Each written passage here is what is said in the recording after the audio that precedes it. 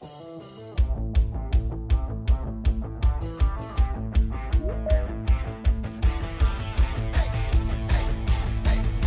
good evening, and a very warm welcome to Rangers Radio.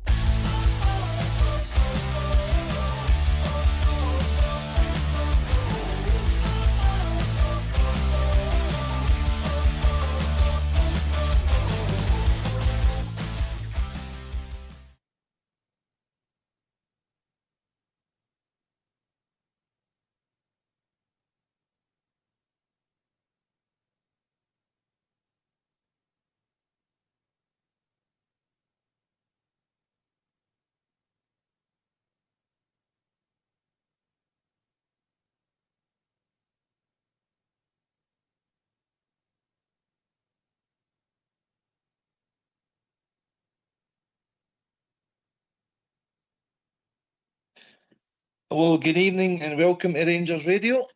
Ox, you appear to be stuck mute, pal.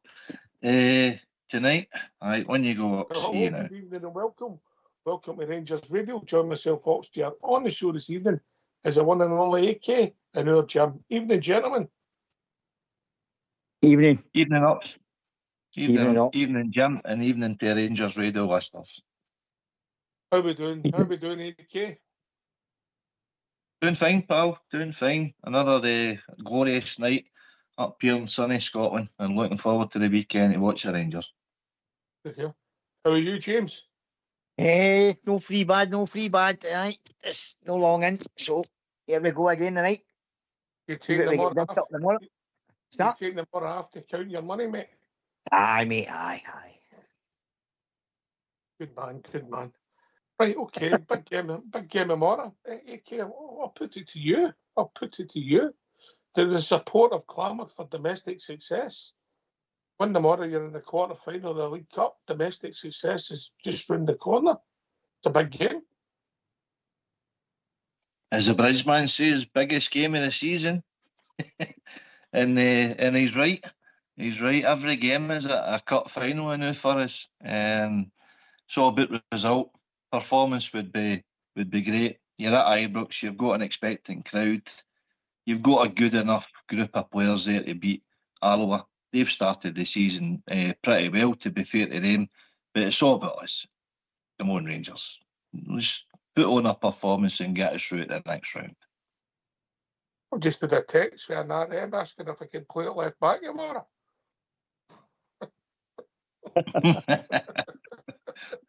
No, you're sold. Jim, as domestic success, a lot of the support.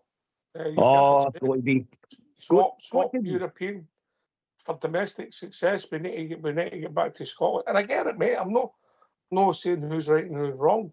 So it's a big game tomorrow. It doesn't matter who we're playing. Yeah, you better believe it. With the recent results, and it's a massive game. I mean, listen to your comments here, man. It's ridiculous that we're even got the doubt in my head that we're playing Alloa Athletic. Come on. I've no doubts, Jim. I'm just saying for domestic, you've got to no. Yeah. Yep. You know, but look, I'm hoping we start seeing blue shoots, Jim. I just want to see Rangers winning. That's what we want. We got glimpses in that European time, man, and since then it's kind of been derailed. That's fair. AK. Oh, definitely, Jim. Our eyes don't lie. We know what we see, and what we're seeing we're not liking. It's just that there's an air of despondency, I would say, in the Ibrox faithful there, because we were all positive at the start of the season. Obviously, the new ownership, that's what we wanted. Brilliant. We'll breathe fresh air into the club. We got a new manager. Was your pick? No, but it was a new owner's pick. We've got new players coming into the building, but there's still a lot of work to be done recruitment-wise. We've spoken about that for long enough. Bodies out, bodies in. Obviously, more bodies out tonight we're hearing. So we really need to get as much of his players on the park as possible. And going with his presser today, But it looks as if we could see another couple of the new ones as well. I know, but we'll touch on it. I know. I know it's your first time on the show, I was trying to link you. Right, so look, we heard from Russell Martin what we've done, what Mr. Fox has kindly done. He's broke the press conference into three, and we'll hear the third part first when he talks about the past at the club, and then we'll work it back into three sections, yeah? Yeah. So, if you don't mind, lads, get yourself on mute, and we'll start hearing from your manager, Russell Martin. Hi, Russell. You would have done analysis from the game the other evening. I wondered what your big message would have been to the players and the biggest takeaways would have been from that analysis after the game and having the chance to rewatch it and go through things. So there's loads of different ones, but ultimately it's like we did too many things sometimes.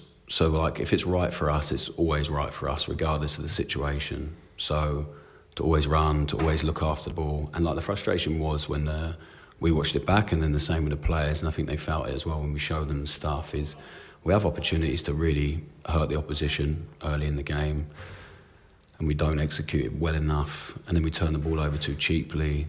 And the context of the game, I said to the players, is we've been away in Europe twice, so we've won two really tricky ties by scoring 2 goals and 3 goals in the first leg at Ibrox, brilliant energy, and then we're going against a team that have nothing to lose.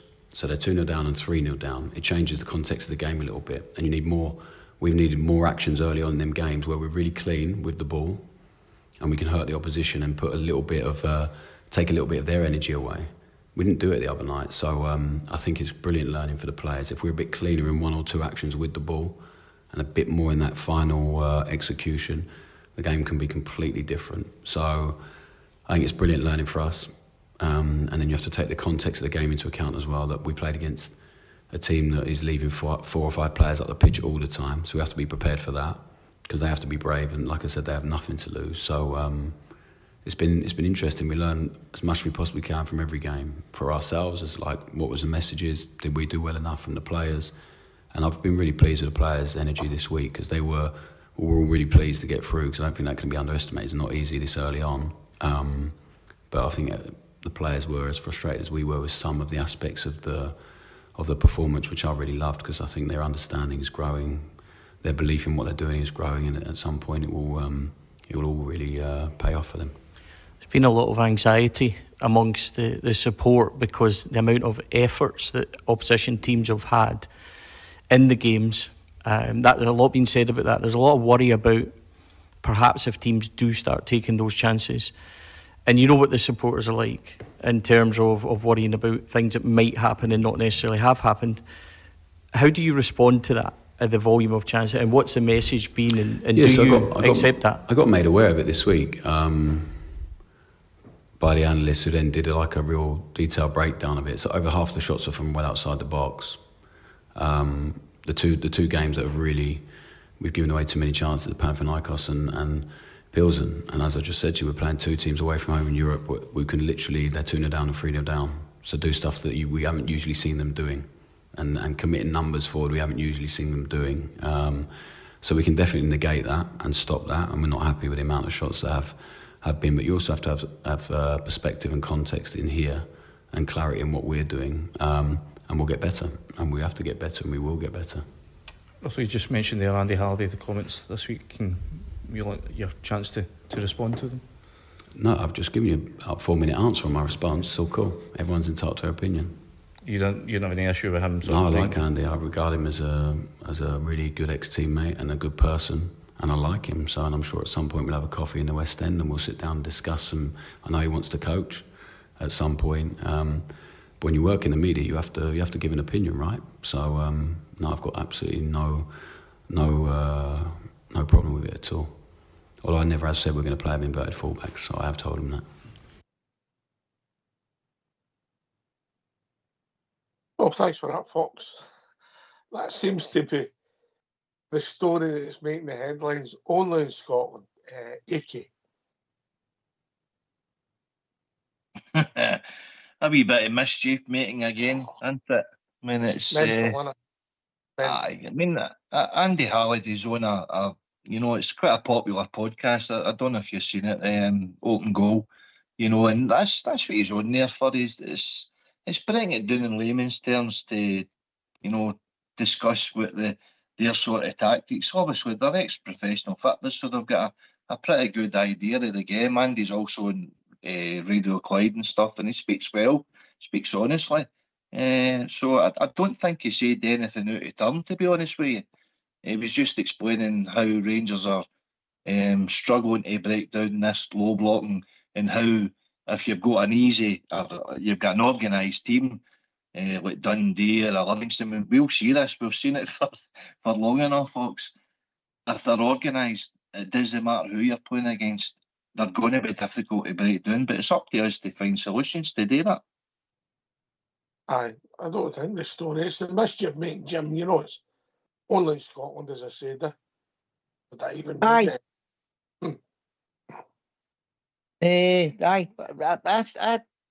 I'll be honest. I've got a different view on it. I don't think Halliday should be commenting on Rangers with him being a Motherwell player. I think he's a bit bang out of order. To be honest with you guys, I know he's going to say aye, but blah blah blah. I know he's paid there to hang me, but he's a professional player playing for that team in our league. Do you see Rangers players going out and badmouthing Motherwell about how they can't do this and can't do that? I don't think you do. I don't think you hear Celtic players going out and doing it. I don't think you hear many other teams do it, bar him. A fair point, James. A fair point. That's my view on it. Yeah, I've never really thought about it from that angle, if I'm honest. I don't know about yourself, Fakey.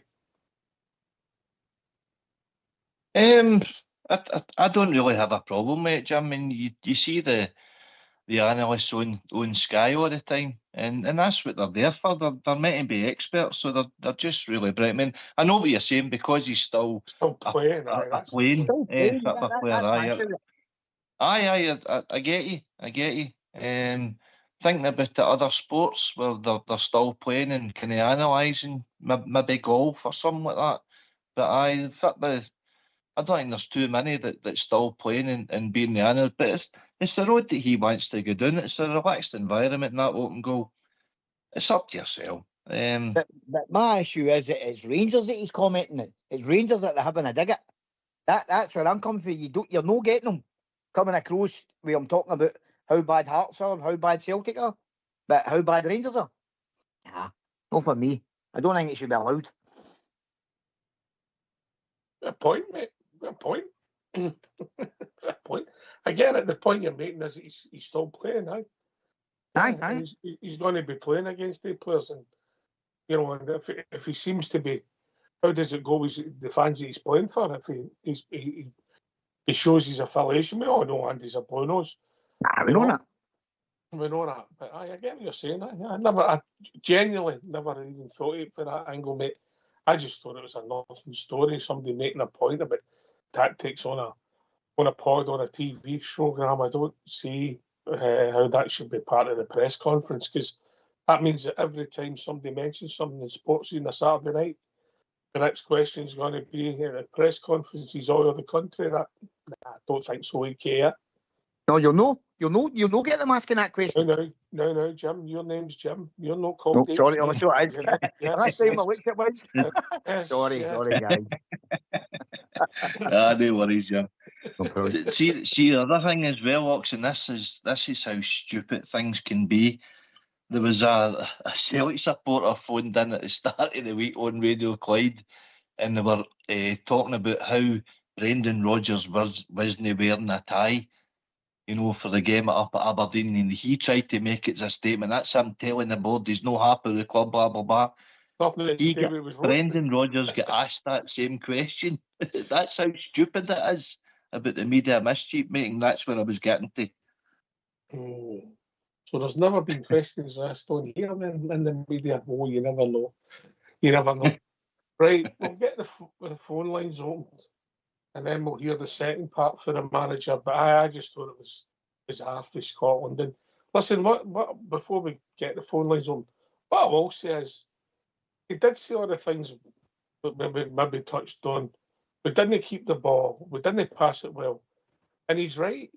We had positions in the first maybe 20 minutes of that match. If you make the right pass, we had opportunities to make chances, and we never made the right pass. I think that's a fair comment. But it's his job to make sure that they make the right pass. Jim. Aye, but he can only go so far. He can't do it for them. He couldn't do it himself when we watched him, could he? If I'm being honest, you know what I mean? No. No. I mean, even late on in the game, our decision making was ridiculous. AK? I was going to say that just came into my head there, right? You're saying that Andy Halliday shouldn't be commenting on Rangers because he's still a player. What about a manager? How many times has Derek McInnes been an analyst watching Rangers in Europe and stuff? He's done the BT games at the side of the park, right?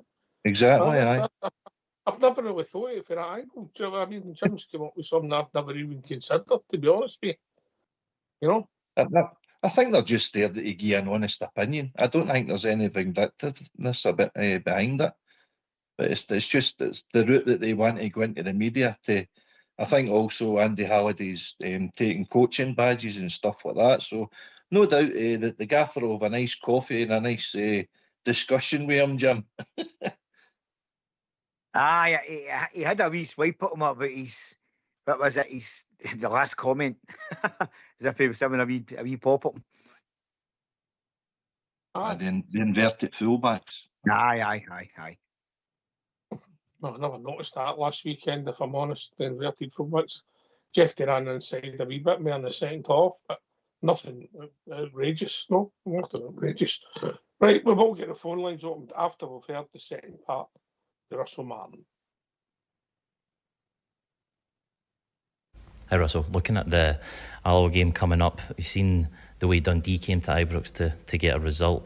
Has it just been stressed again to the players that teams will come and sit in a low block, and it is up to Rangers to go and take the initiative to go and break these teams down? I think teams will do whatever they want to do. I think it will look different. I don't think everyone's going to come on low block. So tomorrow might look different I expect will look different to Tuesday. So we have to be ready for everything. We have to be prepared for everything. So as a manager and as a coach, I have to look at my part in the Dundee one, and maybe we didn't get enough messages about that. So we've done a lot of work on that since, and hopefully we'll see that tomorrow. But we have to first turn the game into that and make sure it is that, and work out ways and find ways to break it down. So it's been good learning. I said this to you guys, we're so early on in the process, everything's going to be about learning, and I have to always look at ourselves first, the coaching staff, and really help the players as much as we can. And I think we are really well prepared for tomorrow. So the expectation that we spoke about last week of the club is that they should be beating the likes of Dundee and Motherwell. Do you think that pressure's maybe having a bit of a negative effect on the players, that expectation is what is held upon them? No, I think I said to the players, pressure brings an opportunity, and however it looks, it really does. So you can look at it in two ways. I think there's been energy around this place for a while that isn't, and I'm talking inside, outside. There's been a lot of disappointment and a lot of frustration and a lot of criticism to the players, to the club, and everyone has an opinion. Everyone's entitled to one. So, whilst we are here, our job is to really focus on what we can affect and what we can impact. And if we do our jobs to the best of our ability in here and focus on the work and being better and having really, really high standards, like with everything that this club should stand for, then I just don't see how it doesn't go in the right direction. So one of the maintenance guys here this week said, we're turning a tank around, Gaffer, and it will just take some time, but when we get it going. And I thought it was a perfect analogy, and he's a great guy. He was here when I was here before. I don't want to embarrass him, but honestly, when he said it, I was like, no, you're right. We just qualified for the Champions League. I spoke to the staff on Sunday after Dundee, because everyone here supports the club, and they really feel things. But our job in here is to try and just work and not let like the outside noise affect how we work. It just can't. So like, you'll ask me about Andy, an ex-teammate of mine's comments at some point, I'm sure, but it can't affect the work we do. So everyone is entitled to their opinion. I think when you come and work for a big club like this, you have to accept that there's going to be so many opinions, ex-players, supporters, but we have to just focus on what we can focus on. So it really doesn't affect, or it shouldn't affect what we're doing here. So we've had to remind people of that, because we need to really get better at what we do here every day, because a lot of people here that have been here a long time are not happy in how it's been every day. And I feel like we're turning that round in the building, and that comes with consistency in behaviour and work, and real work. So whilst consistency in performance is not quite there, there's stuff we always need to do in here. And eventually there's stuff we always need to do on the pitch, and the players are working that out. And when they do, and we're all pulling in the right direction, none of that stuff will even be like a question anymore.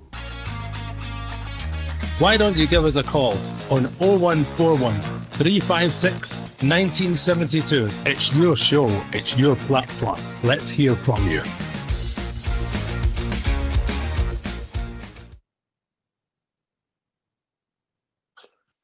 If that was after last Saturday, I wonder if I heard that maintenance man right.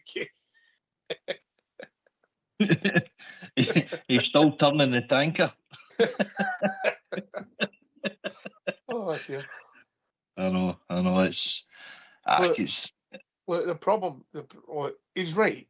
If you get any good habits, that one of these things help in sport. It's right. It's about winning football matches, and we roughly play 60 games a season, roughly. And we've played six competitive games already, so we're 10% into it. Yeah. But then, the end of next, next couple of weeks, mate, you'll be well into it. You'll have played 10 games, mate. You can't have hiccups and thing, mate. These are highly paid individuals, mate, and for saying we've worked on the low block, how had they not sorted it out before the Dundee game? And that's a criticism. I like these words, but that's a criticism, Jim. It doesn't make sense.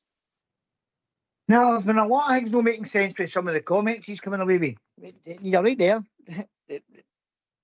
He's on a bit of a low block, aye. Everybody will know that. I think he's in for a shock, by the way, that everybody doesn't do it. Aye. AK, yeah. If you know,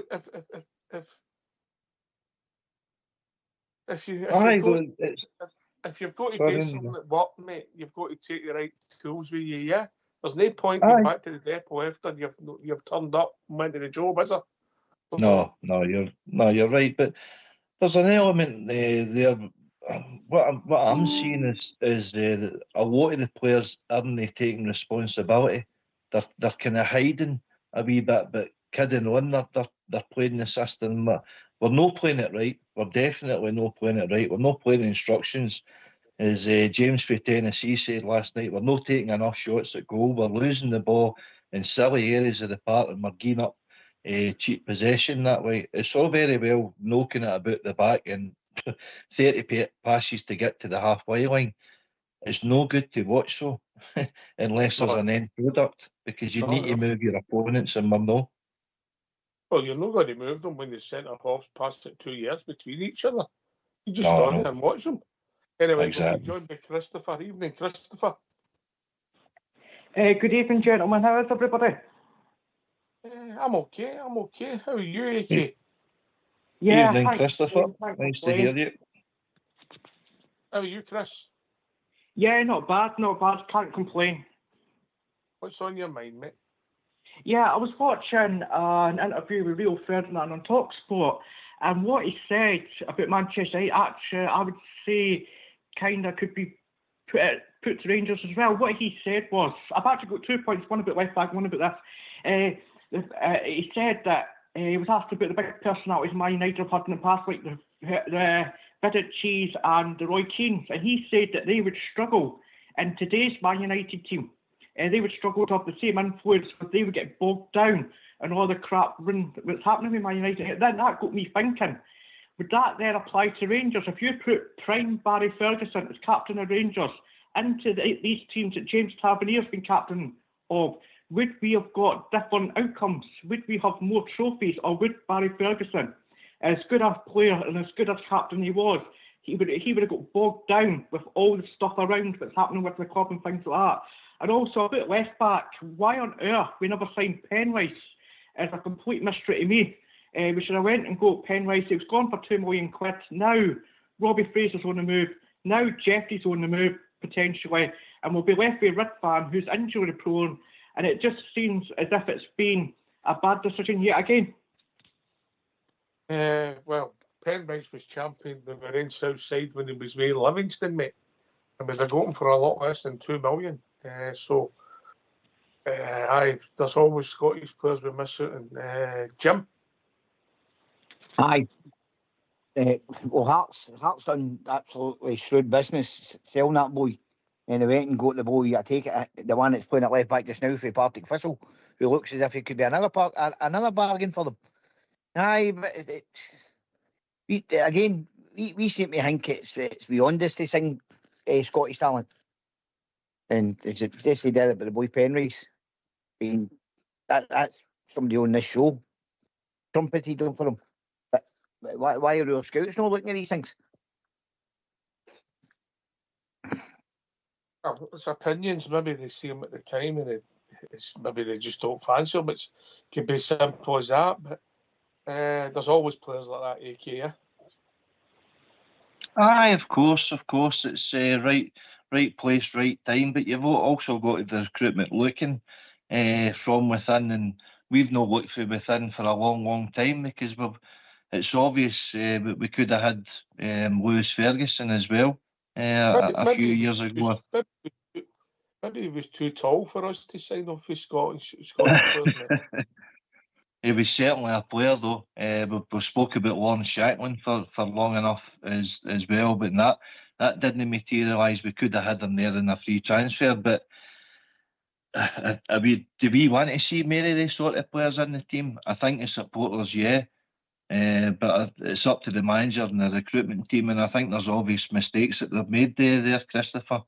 As far as your second point's concerned about the leaders and everything in the dressing room, that Man United dressing room, the players that you speak about would certainly have got a few of the players with the scruff of the neck, and I think Barry would have done a few if he was playing, but you can't do it all yourself. You need people round about you, inspirational captains, inspirational leaders, and there's no doubt we've been lacking them as well.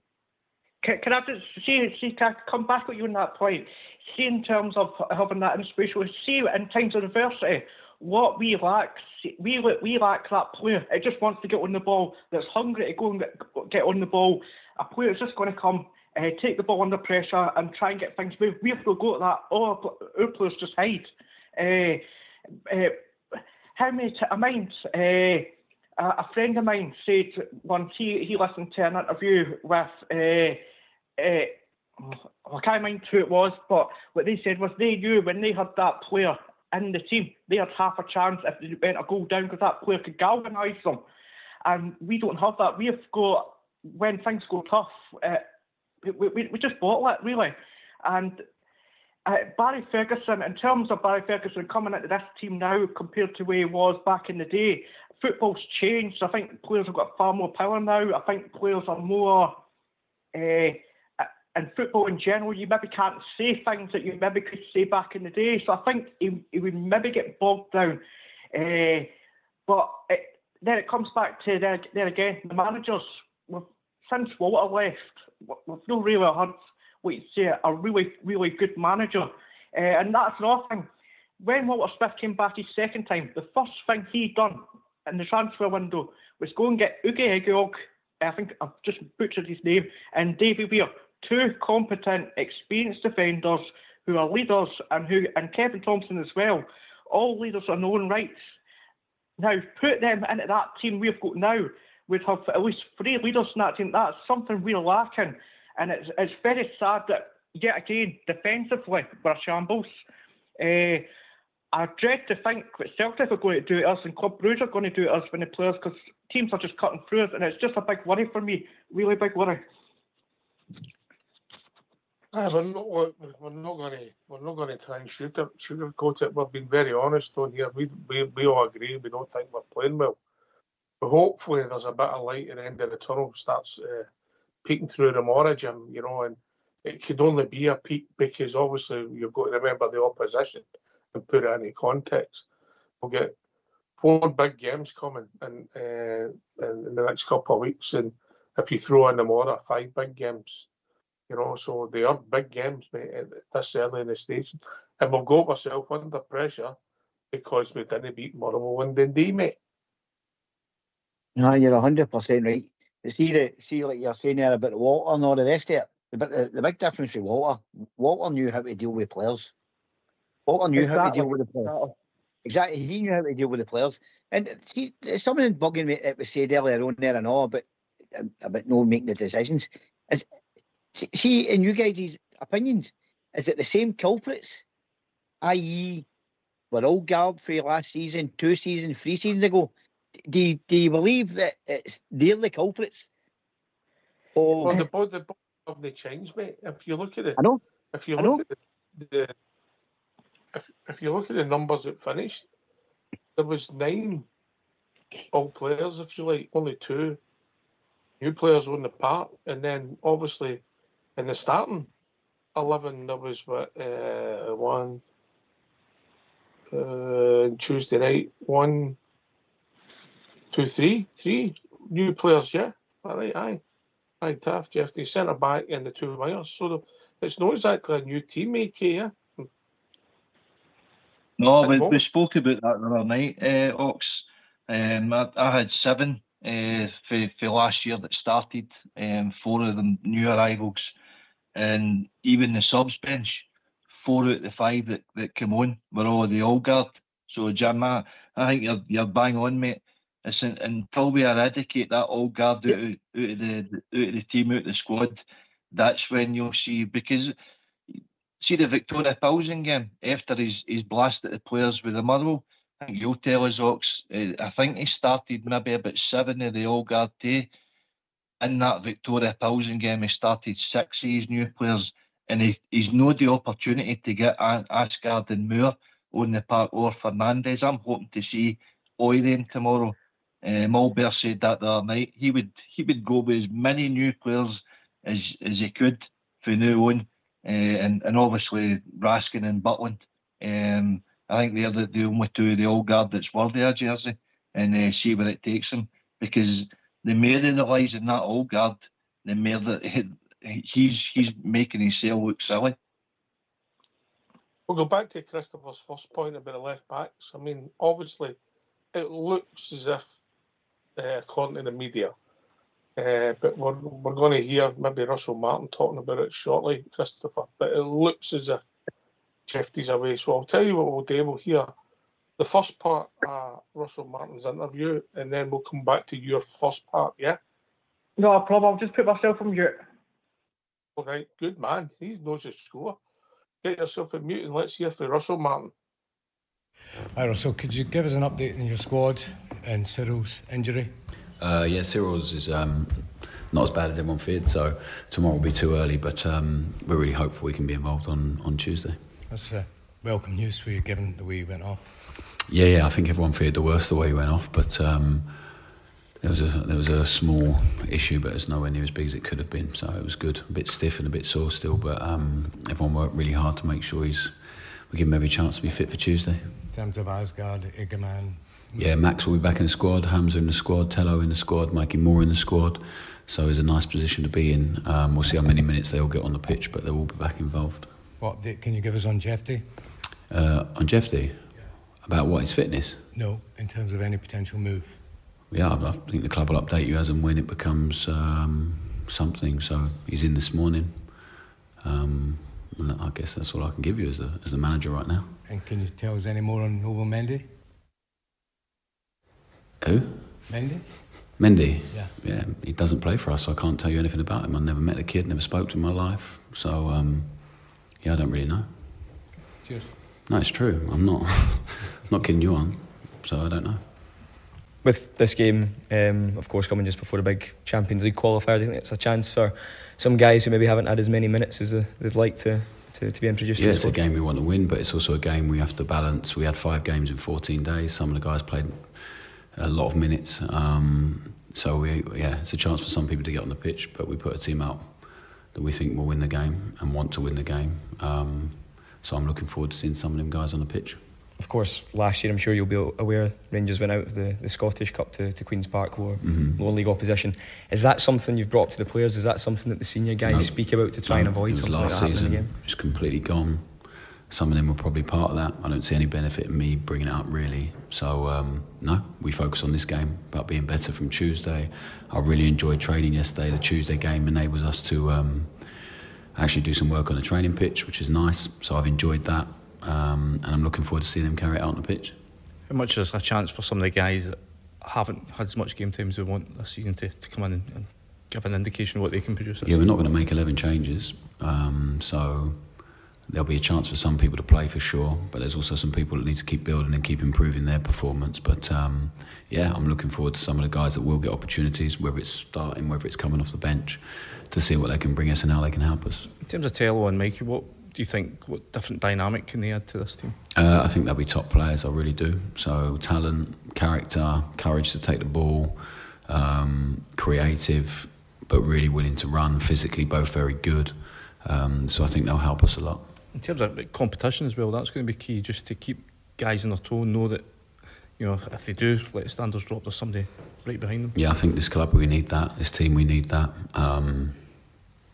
We need strength in depth, and we need strength on the pitch, and knowing that we can turn around to the bench and be really strong as well. So I really like the impact of the subs in games so far. That needs to continue, and these guys coming back to fitness now will definitely help us. In terms of, there's a couple of weeks left of the window, it looks like you're still trying to strengthen, but has there been much progress made in getting guys off the wage bill, because the squad is still fairly big? No, I think we're in the same situation, really. There's some guys who know their future probably lies away from here, and I'm sure their agents and stuff are working hard on that. But apart from that, I think we're pretty much as is, and that might not change till towards the end of the window when circumstances change and teams need something late on. It's often the way in the transfer window. It often takes far too long. That's why I've been happy with a lot of our business we've been able to do quickly and not waiting on people going out. So the support of the ownership and Patrick and Kevin's been fantastic, and I think that will continue. And then people will go and play elsewhere as and when they're wanted, and they decide it's right for them. Hamza made quite a big impact here last season. It was one of his first seasons as a young man. You've not really had much of an opportunity to work with him. Is he one you hope can move on, take another step forward this season? Yeah, I'm looking forward to working with him. I think he... I've not seen him on the training pitch a huge amount. He was back late, then got injured, so now he's coming back again. So I don't think we can expect too much too soon. But he has a lot of talent. It's now fitting that around the other players and the structure and working out how we can best utilise that, I think. And he knows he has to work really, really hard to keep improving. But there certainly has a lot of raw, natural ability that is really exciting. So we need to harness that in the right way and put it in the right structure of the team. So yeah, I'm looking forward to that at some point.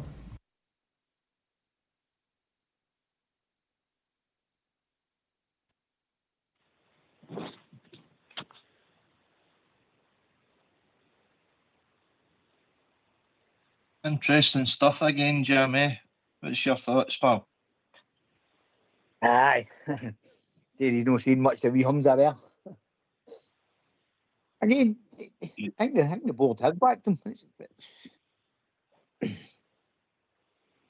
mean, these two boys that he's talking about coming in, it's going to be interesting to see who they're going to put out the team, because everybody was ranting and raving about Ant-Man and the gas man. So where do these other two boys fit into this team, and where are they going to play? I think Asgard can play in midfield where Diamondi's been playing on that right. Yeah, and I don't know if Moore can play on the left in midfield, but that's a fair point, because if you're taking two out, Ant-Man and the gas man, yeah, if you're taking the two out, Jim, and you're just replacing them, well, you've sorted two positions out. There's another 8 on the team that you need sorting as well. Yeah, I get your point. Getting back to your point, Christopher, about the left backs. Obviously, he didn't give us a lot about the Jeffrey situation, but the media are saying he's away. Ridvan, there's been speculation all summer that he's going back to Turkey, and tonight it's been announced that Robbie Fraser is going to Dunfermline. So we are really short of left back. It would suggest that somebody's coming in the building quite quickly. We can play at left back. Obviously, we've got Aarons who's covered there. So far, no my favourite, but need a boy a chance. So you're right. But I think if what's speculated, and I'll say the word speculated, is true about the Jeffrey deal, Chris, and the money's right, I think you've got to take that and move on, because Jeffrey hasn't improved. He has got potential. He's still very, very young, and he might flourish. But I think financially, it's a good move for the club, and I think it makes total sense. Yeah, from the financial aspect, it's a return on investment. He's not really worked out. Some of it, I would say, it's not his fault. I think he maybe needed somebody beside him, a more competent person who can maybe talk him through a game. And we don't really have that. Somebody that can maybe... Somebody that would be perfect for him would have been a Davy Weir. Somebody that could just talk him through the game, when to go, when to sit, when to drop off, all that kind of stuff. But in terms of player trading, it's good. And if he goes over to wherever he's going and he does well, I hope we've inserted a clause where we get any of the sell-on fee. So if he goes for decent money,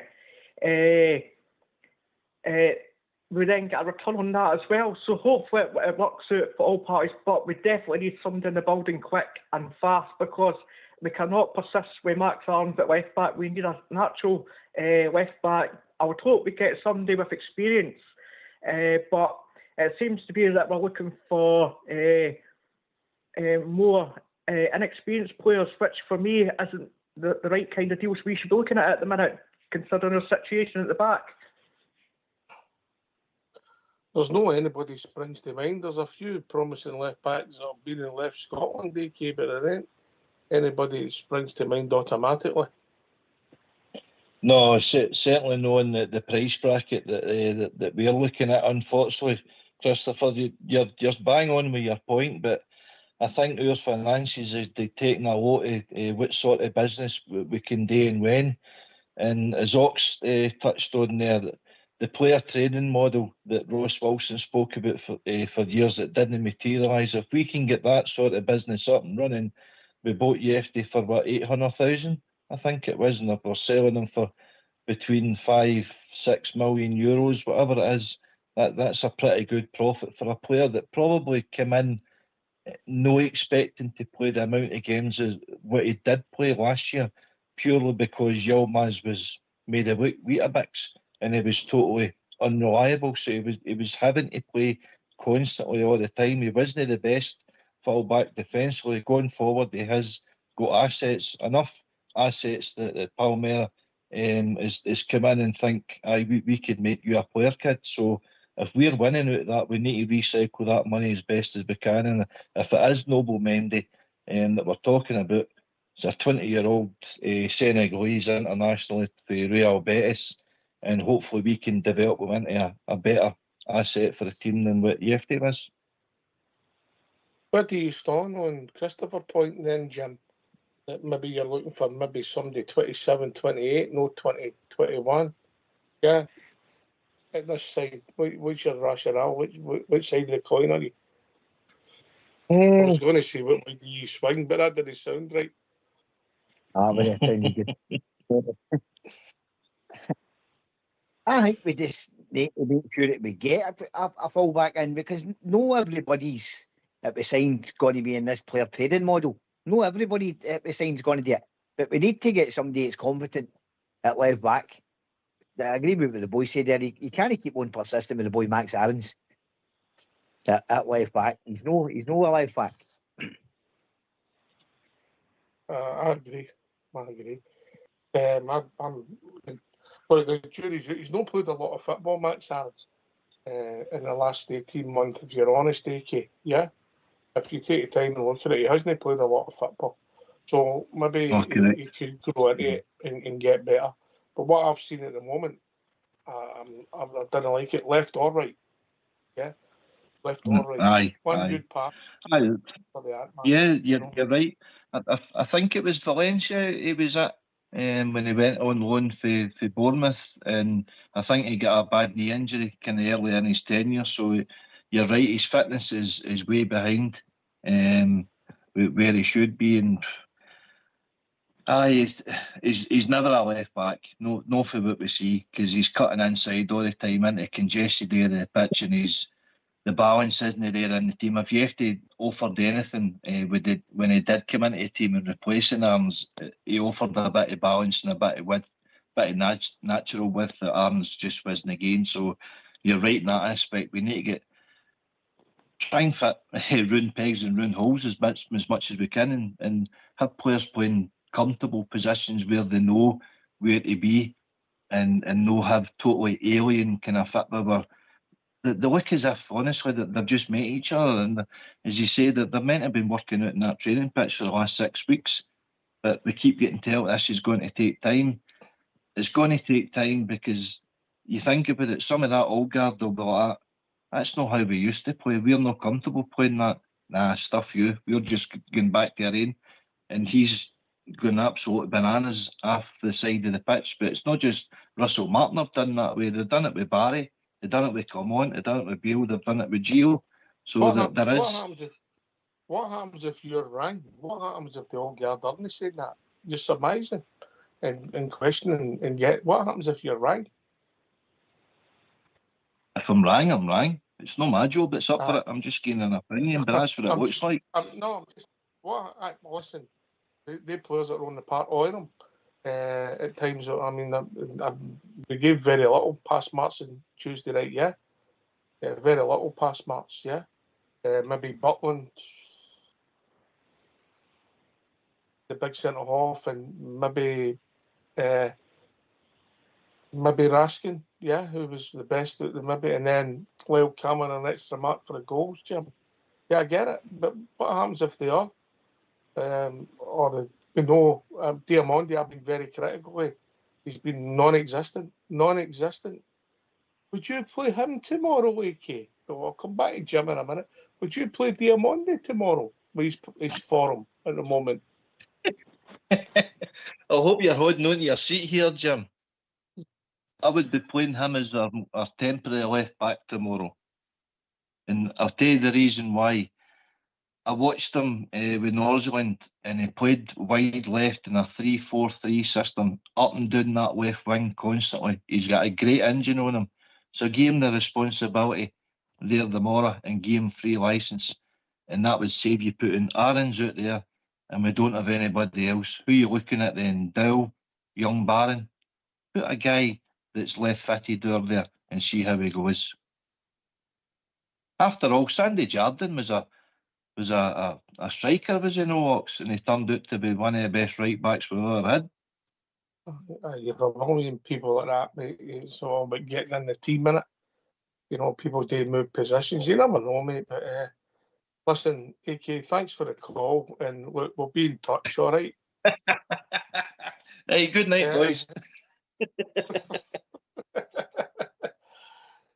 Can you smell something, Jim?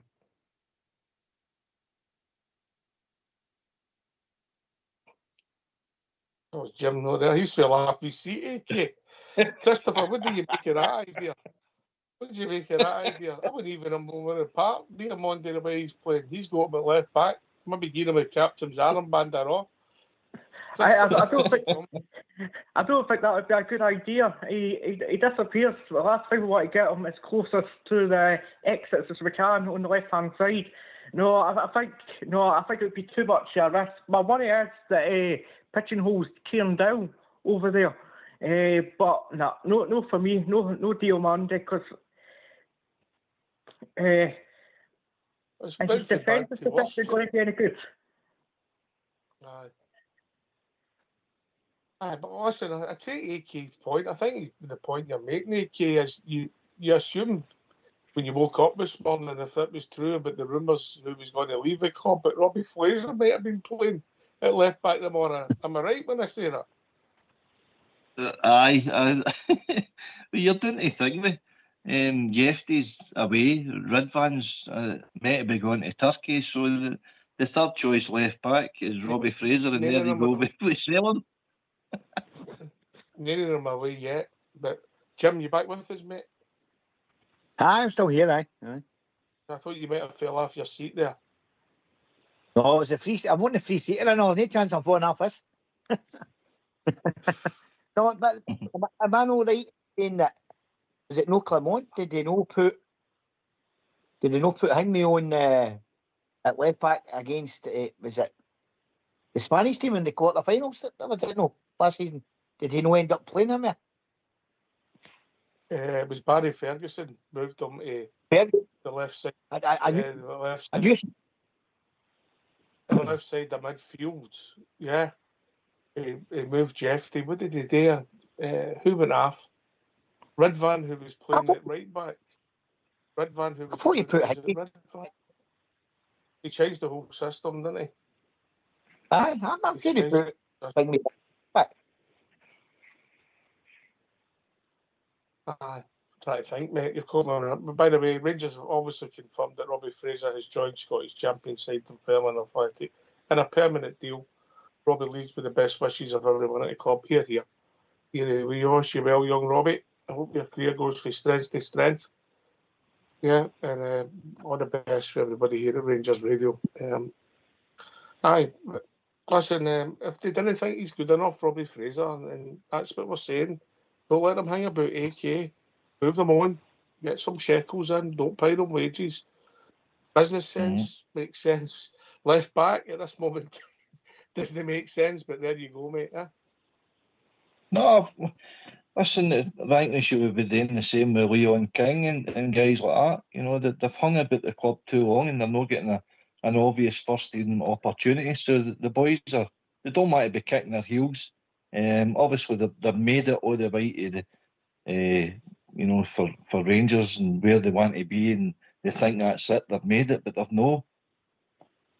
So rather than just kicking about the club and not getting an opportunity, away and give yourself a career and see how you go. As I say, Lewis Ferguson's your perfect example. We released him as a boy at 16. His development from Hamilton to Aberdeen, and now look at him starting in Serie A, and good luck to him. Aye.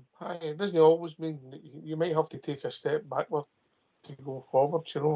Playing football. I mean, Leon King's hardly played a game. 22 was the Champions League. 3 seasons ago, he's hardly played a game. It's a criminal, his development at peak his career. For the boy and what we've done, I'm not really happy with what Rangers have done with the boy neither.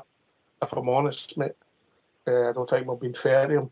I know he went to loan to Queen's Park last season, but I think he should have been out playing football earlier. Just my opinion, Jim. Just my opinion. Aye, but again, see, can I bring up something? I know I see these kind of tie-in with these clubs, i.e. Alloa Athletic, Rafe Rovers, and somebody else. I mean, Alloa Athletic, the wee guy Mulroney, who wasn't short of putting the boot in his away back in 2012 and all of this, and we're going to do some sort of tie-in with him. But see, my issue with that is, I don't think it should be a tie-in with 8 teams.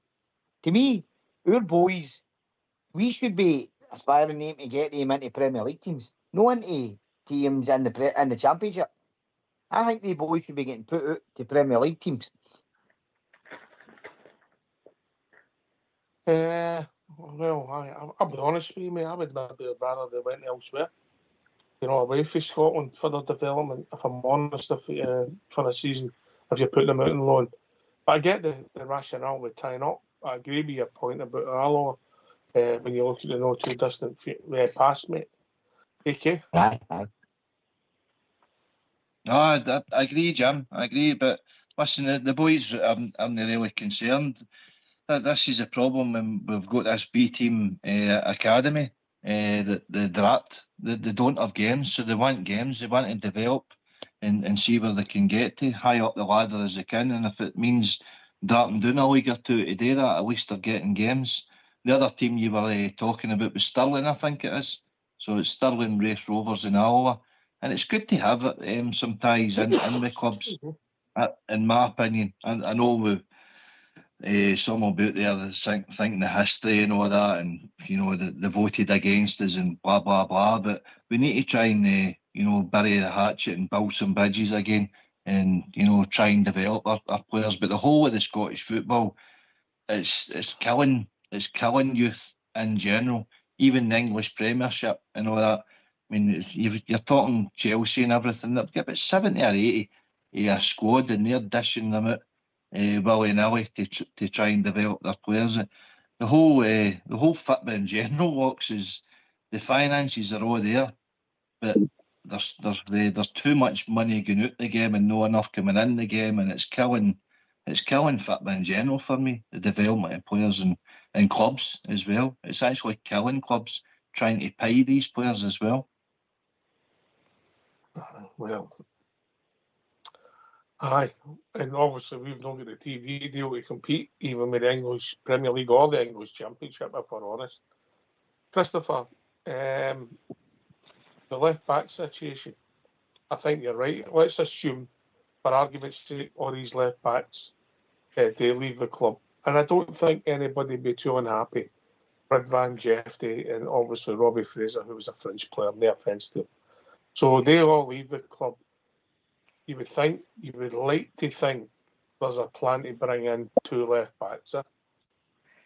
Well, you would hope so. You would hope that would be the case. You would hope they'd be ready to go. You would hope that the contracts would basically be just ready to sign and ready to go, just waiting for these guys to go out the door. But having said that, are they going to be any better than what's leaving? That's possibly the issue we have. But in terms of youth development, is your youth system as good as we think it is? The reason I ask that, Lowry's went down to Wickham.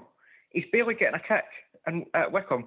Leon King was meant to be going there, but that didn't work out. And how many young lads have we seen, apart from maybe Billy Gilmore, have actually left their academy and actually prospered in the game? It's a fair comment, mate. I didn't think Lowry would make it.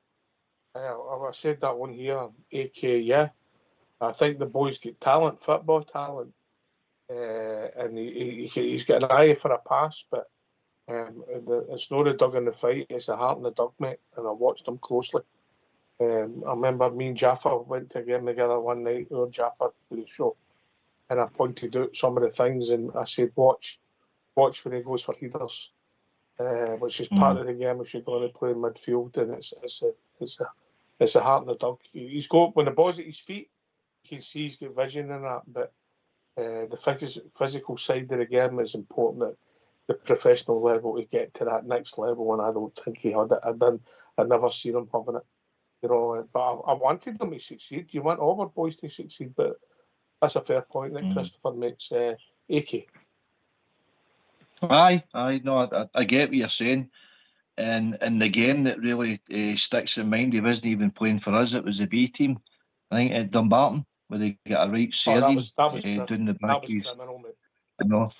See for then, he's been a shadow of the player, and obviously his personal circumstances with losing his mum as well. So all the factors I think have contributed to him kind of dropping out the game. And listen, you just don't know what goes on in a young person's mind like that. I mean, who was the boy for Spurs getting touted with England? Well, starting with England, and then he's completely dropped off. I mean, what a player that boy was. You mind who I'm talking about, guys? Dele Alli. Yep. And the battle scars that he carried for his youth is just catching up with him now, and he's just dropped like a stone. And what a talented young boy he was. So all the factors can be contributing to his inability to succeed. I wanted young Lowry to succeed. I want them all to succeed, mate, but I've not seen any of them that stand out. The boy Curtis, I don't know if that would be his position, but he's got something about him, in my opinion. But what else he's got is a wee bit of knack for scoring a goal. And if you score goals, That changes things, you know. Get yourself on mute. We're going to have a tune.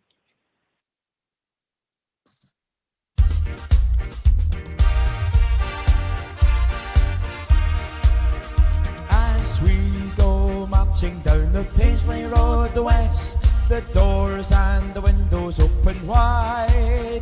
You will hear the people cheer, the Glasgow Rangers boys are here. It's Glasgow Rangers for me. Blue is the colour, football is the game. We're all together, Glasgow Rangers is our name. For we are the best team in all Scotland, and Glasgow Rangers is our name. So bring on the Celtic, your Hibs and Aberdeen, your Dundee United, we're the best you've ever seen.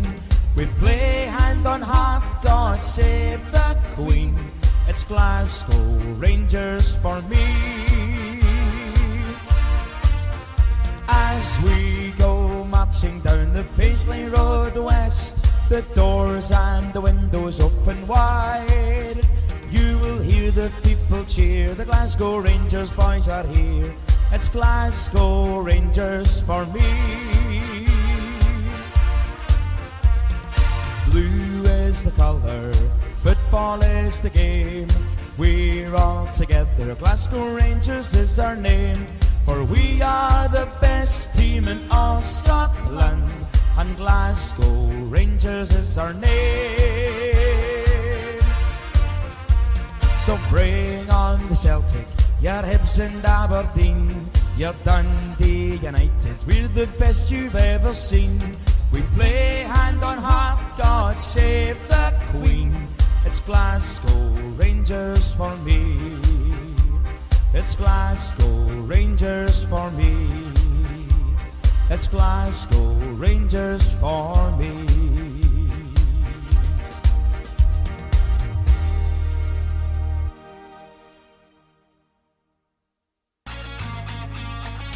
Why don't you give us a call on 0141 356 1972? It's your show, it's your platform. Let's hear from you.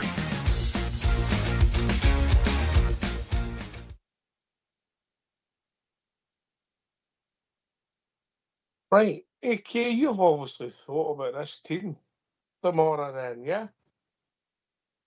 When you've put Monday. Well, I take it you've got Conor Barron in goal. Yilmaz next to him. Right, give us your team, mate. Give us your team. Oh, Christ, here we go again. I shouldn't have said anything, should I? Oh, really? No. Right. Right, Butland, Aarons returns to the team for me. Suter, Giga, Diamondi, Raskin, Moore, Asgard, Gassama, Danilo and Antman. Right. Use that again, mate. I'll just take the note. Well, you've got Butland, you're playing Butland, yeah? Butland, Aarons, Suter, Giga, Diamondi, Raskin, Moore, Asgard, Gassama, Danilo, Antman. 4-1-4-1 formation. Right, so if they boys play in the same position that Jim was intimating, we've only got one midfielder on that pitch, yeah?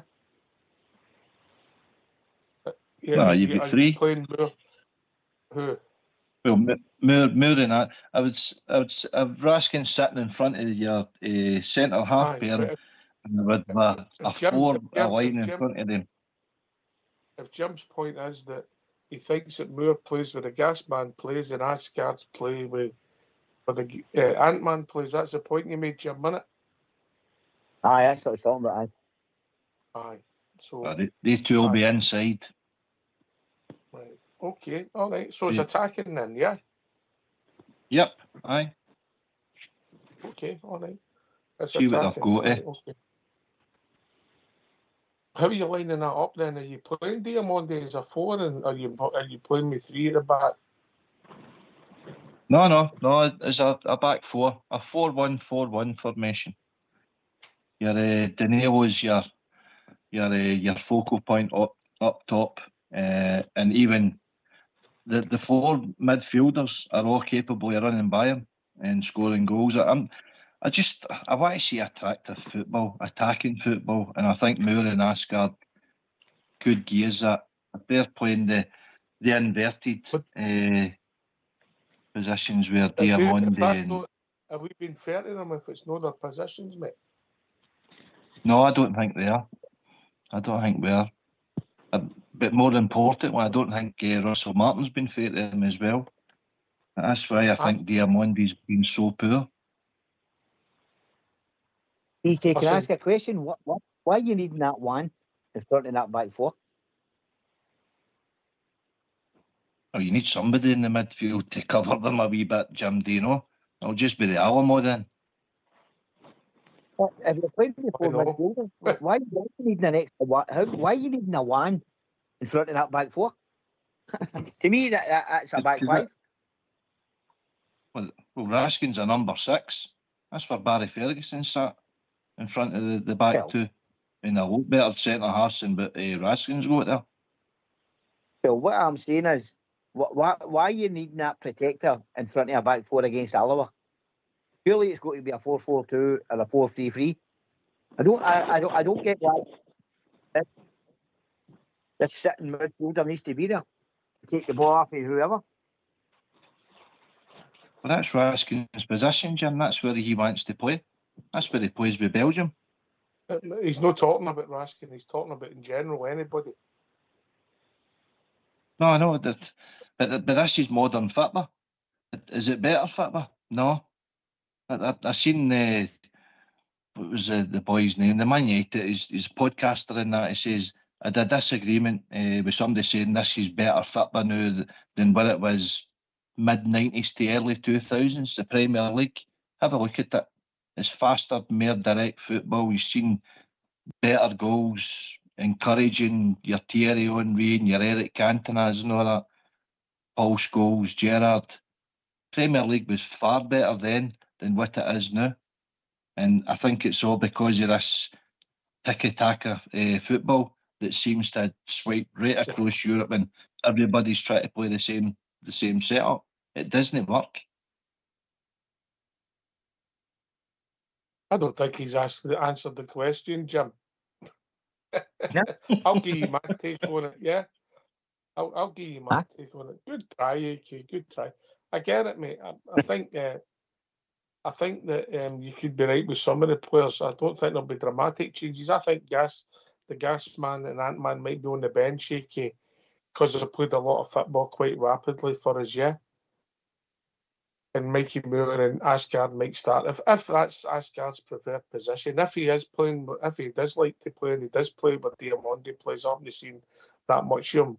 If that's his preferred position to play, but Diamonde says you might see him and the Ant-Man play together. That might be interesting. And then it'll be interesting to see because Diamonde's been playing on the right. Well, most of the time he did play for us, he's played on the left in the midfield, not on the right. So maybe he'll go there. I don't know, but. I would take him out, mate, personally, Diamonde. And no, because at times I've not thought he's had good games. I just think this season he's been stinking. I don't know what you think, Christopher.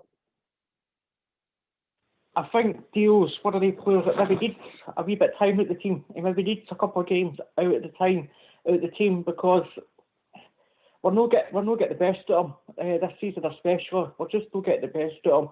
He looks tired now and again coming in, taking the ball under pressure and things like that, but he's just not contributing enough.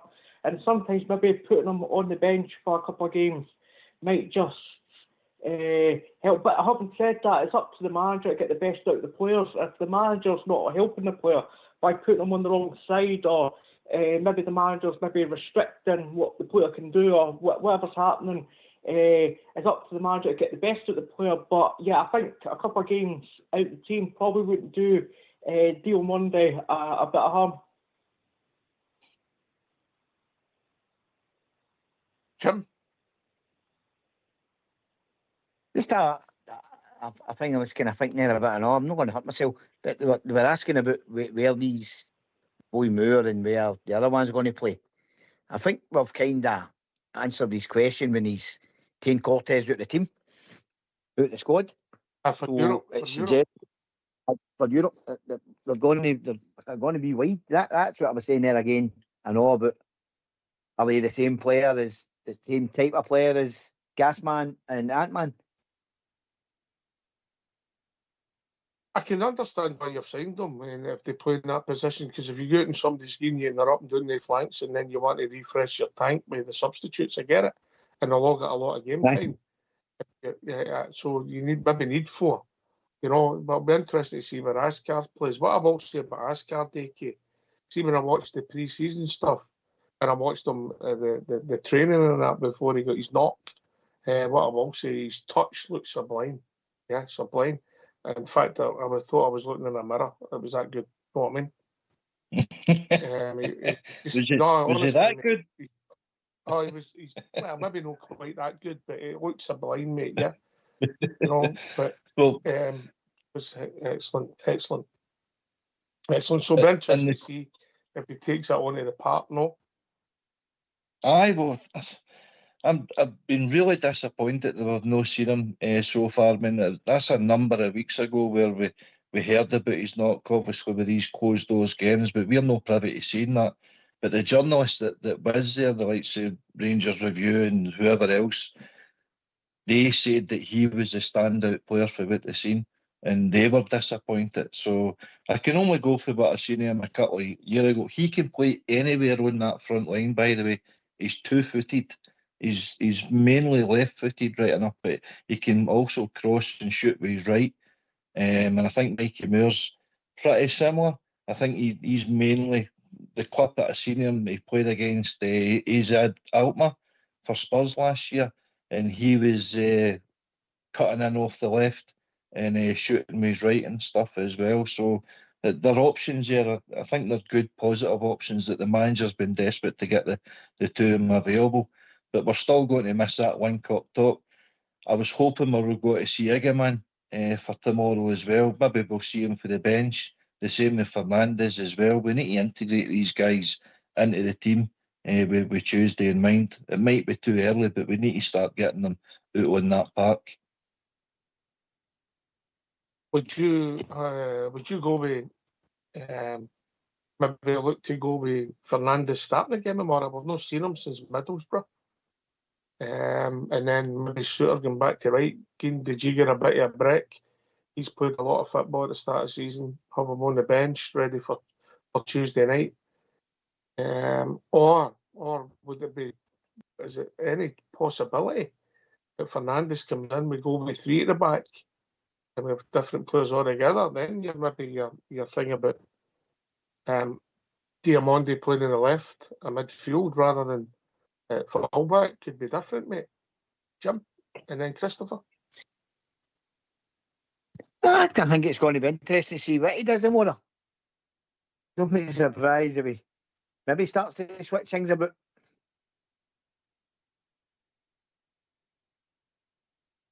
Christopher? I think he's got to change it because what he's doing so far isn't working. So I think he's got to try and change it about and see if he can get a tune at these players. One thing he has going to have to do is get the ball moving faster. What's happening is we're moving too slow, and what's happening is the teams are getting allowed to set, and you cannot allow these teams to get set in their positions and their structure. You've got to break the structure and get the ball moved a bit faster, and we're just too pedestrian with the ball. Couldn't agree more. And I think that the coaching team should take some responsibility with that. We started the game appallingly slow against Dundee. I think it took that long to start. It was half time before we knew it. AK? Oh, you're totally right. We need to start on the front foot, and we need to start putting these teams under pressure for the off, because we're allowing them to carry out their game plan. The longer it stays 0-0, it gives them, impetus to, for that breakaway or a corner kick or something. a shot at goal and it goes in, and all of a sudden we're panic stations and the grumbles are going on round about the crowd. But I had a wee look at Alba there just before you bring in Smurf. They started the season pretty well. They won 4 out of 4 in their section games to top their section. They've started obviously with 2 wins. League 1 there. They lost on Tuesday night there away to Stranraer in the Challenge Cup. So they've won 6 out of their first 7 games, including Dundee, which was an own goal they beat them with. But they've got a good mix of youth and experience. They've got a 20-year-old goalkeeper, experience in midfield and youth up top. So their tails will be up for the start of the season that we've had. But it's up to us to put them on the back foot, Ox, and get off to a good start is what we're looking for. Listen, it's got to be a case of how many tomorrow. It's got to be a case of how many. Or we've got more problems than we realise. Anyway, we've been joined by Smurf. Evening, Smurf. Evening, Ox. Evening, gents. Hope everybody's well. Just listening in, and I can agree with Ox more there. If anything other than a cricket score, I mean, really, it's going to tell its own story, innit? A defeat is unthinkable, and I'm not even going to comment on that. It literally can't happen. A draw can't happen, and a narrow win. You've got to be asking serious questions. It's got to be 4, 5, 6, 7-0, or we need to be looking for somebody else to take charge of the team. That's how I feel. I just want to know what you think of that, Troops. Listen, maybe not 5, 6, 7-0, but you can have a comfortable 3, 4-0 game, Jim, where you're resting players and taking it easy because of Tuesday, Smurf. I get all that. But there's a manner of going out and winning the game and how we play, and you're looking for a few goals, a good few goals, yeah.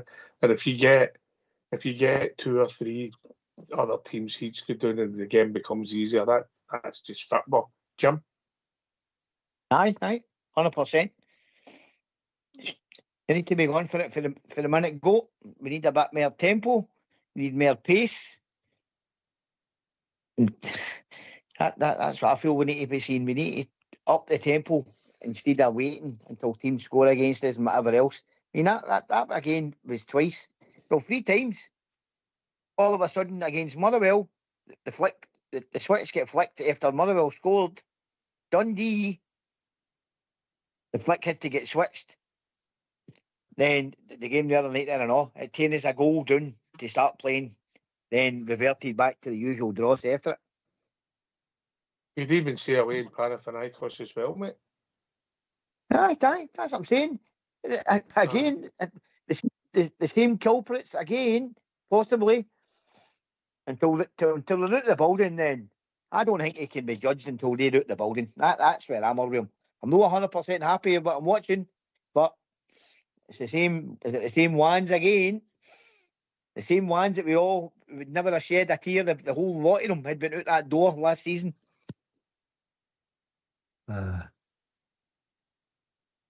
Aye, listen, it's going to be interesting to see what the team is. I mean, you've got Moore and Asgard. You maybe a Wigerman back. Will we see Fernandez? Yeah. I think Conor Barron might get some game time, AK, yeah. I think he might. So whether you start with him and Raskin comes out the team, I don't know, mate, because of a Tuesday, yeah. Aye, possibly. I just don't see Barron having a great future with his now, Ox. I think he's just going to be one of the bit part players that's just going to filter himself out of the team. It certainly doesn't offer what Raskin does in that position of the team.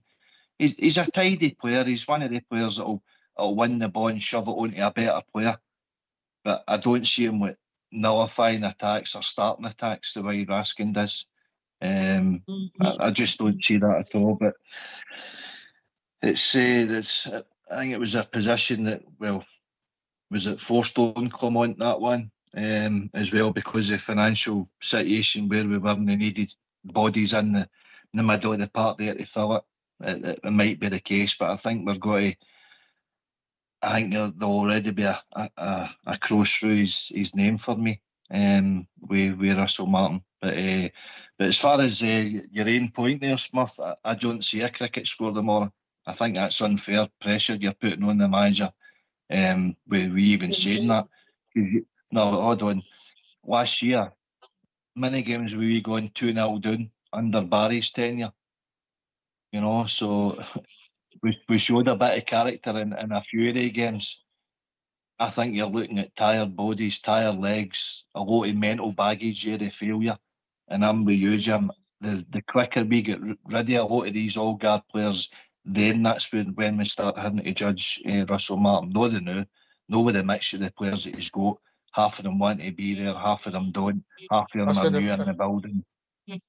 If things don't go well tomorrow, even performance-wise, the result, the pressure's only going to mount. And I get your point. I don't think Smith would disagree. I'll come back to Smith and we'll bring in Christopher. That we need some new bodies in and we need to let the manager build his team. I understand that. But it's a result-performance-driven industry, mate. And you'll no get time if you're not getting results and not getting performance against a first division Scottish team. Smith, right to reply then, Christopher. So there's. I think I've got 3 points. The first point is there's a lot of the old guard need to go. That's better than we've got, Smith. My second point is when they do go, they can take Rothwell and Aarons with them because they're not good enough. I think the manager himself, he came out and slaughtered the players of the old guard. And to be honest with you, a lot of people backed that, and I get that point of view. Don't have a problem with it. They dropped him. They still had a stinker the next game. What he didn't do was come out and slaughter his own signings. And today I listened to him, and he was choking on the point that he had to look at himself after the last game and the last disappointment. I don't like the guy. I've backed every manager. I've backed Clement when everybody would eat up on him. I didn't really back Barry Ferguson. I don't think he should be the manager, but you know, I was glad that he stepped into the breach, and I applaud him for that. And I pin colours to the mast right now. I think this guy's a charlatan, and I said the same thing with Mick Beale, and he needs to go. I can smell it already. I could smell it as soon as he walked in the door. And his press conferences, eat away. This guy's running on a huge ego. Can't slaughter himself, reluctant to slaughter his own signings, and happy to blame the other guys. Who, regardless of how they performed, you know, Cavs turned down big money moves and etc. And I'm not a fan of the guy in terms of. Has he? Aye, I believe so. Has he? Really? Yeah, turned down a move to Turkey. Did they not? Did they not turn down a move to Turkey? Maybe he get his hair and his teeth done, mate. But I don't think there was anything. I don't know. I think. Him, mate. And there's no move to Leeds, his hometown club. Did they not turn down a move to Leeds? No, mate. Don't believe everything you read on news now, mate. AK's learning that. AK. Aye, to my peril. Aye, to my peril. That might be the case, but anyway, at the end of the day, I do agree they need to go. Let's just say Tav's been loyal to us. He's been loyal to us, yeah. Aye, yeah. And he needs to go. I get it. I totally get it. But he's an easy target. He's a soft target. I like James Tavernier. I mean, the question, I'll ask everybody here a question. 24-year-old or 25-year-old Aarons. There's 24, 25-year-old James Tavernier. Who's the better player? we've not got a time machine, so we'll never be able to answer that. But put it this way, at this moment in time, even the Snow, I think Tav, who's done, is better than Aaron's. That's just the way I see it. Everybody says it different. Albert disagrees with me, and maybe Jim and AK might have a different take on it. But listen, I do agree with your point that the pressure will mount if things don't go well tomorrow. And by the way, we ain't seen nothing yet. Be interesting, but I've no doubt we'll win by a few goals tomorrow. And then it's a big game, a massive game on Tuesday night. It was quick with Tappies again, Christopher, in it. Yeah, my worry is for the team and Russell Martin is after 30 minutes gone and we don't look as if we're going to score, the place could turn quite nasty, and that he's come into a position where he's not helped himself by bringing Dale in. He's not helped himself with the results. He's not helped himself with coming on with a style of play. And the worry was when Russell Martin came in, the worry I had about him was, I think it was, who was it said it? Son about it was Brand Martin. It was basically, this is my brand of football. I'm going to do it, and I don't care about the results. It's just going to be Brand Martin, and that'll be it. And we're just seeing that playing out. And if he draws this tomorrow, or he loses this tomorrow, he's got to go. He's got to go. I don't like sacking managers. We've never been a sacking club. Sadly, over the last few years, we've turned into a sacking club. But no for me. No for me. And if he was the best candidate for the job, I dread to think what the rest of the candidates were. And that's just ridiculous. But I think nowadays we've got this obsession with playing this style of football. Let's play this tap football. But no. If he draws this tomorrow, Tuesday night for me against Club Brugge, I'm dreading it. I'm absolutely dreading it. Now, with this Rangers side, it wouldn't surprise me if we get beat off Alba and go and beat Club Brugge in Europe. It wouldn't surprise me if we've done that, because that's the kind of silliness that we've been doing over the last few years. But no, if he gets beat tomorrow, he's got to go, because he cannot be in situ for this Celtic game if he gets beat tomorrow. We're not going to get beat tomorrow. Let's part that. You know what I mean? We're not going to get beat tomorrow. You know, but I think it's important for the manager, the new players who have come in. That might be Fernandes, Moore, Asgard. You might even have Gasman and Ant-Man playing if AK's crazy team's right. I doubt it, but his crazy team might be right. You never know. Stranger things have happened. You want the new players to start and no lose confidence. You want them to go and get confidence tomorrow. That's what you're hoping for, Jim, innit? Give yourself a wee lift.